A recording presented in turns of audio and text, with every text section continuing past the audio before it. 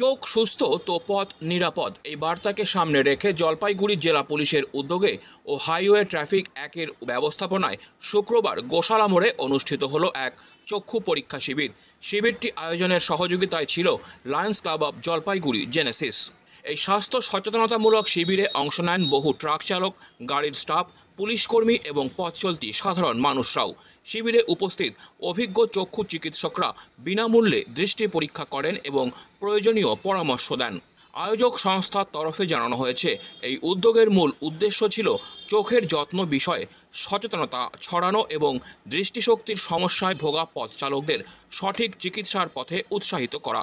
Jalpaiguri highway ট্রাফিকের এক আধিকারিক বলেন, চোখের সমস্যার কারণে দুর্ঘটনা বাড়ছে, তাই আগেভাগেই চেক আপ জরুরি। আমাদের এই উদ্যোগ সমাজে দৃষ্টিশক্তি সচেতনতা বাড়াবে। থেকে আমাদের আগামী 7 তারিখ পর্যন্ত রোড সেফটি উইক এবং এই প্রোগ্রামের জন্য আমরা বিভিন্ন ডিস্ট্রিক্টে জেলা জুড়ে আমরা বিভিন্ন প্রোগ্রাম করছি জলপাইগুড়ি ডিস্ট্রিক্ট পুলিশ। আর সিরিয়ালি এই আজকে আমাদের ট্রাফিক হাইওয়ে 1-এ উদ্যোগে এই আই চেক আপ প্রোগ্রামটা, এটা হচ্ছে আমাদের বিভিন্ন যে ড্রাইভারগুলো আছে বাসের, ট্রাকের, সেই ড্রাইভারগুলিকে একটা ফেসিলিটি দেওয়া, যাতে ড্রাইভ করার সময় আমাদের চোখটা ভেরি ইম্পর্টেন্ট।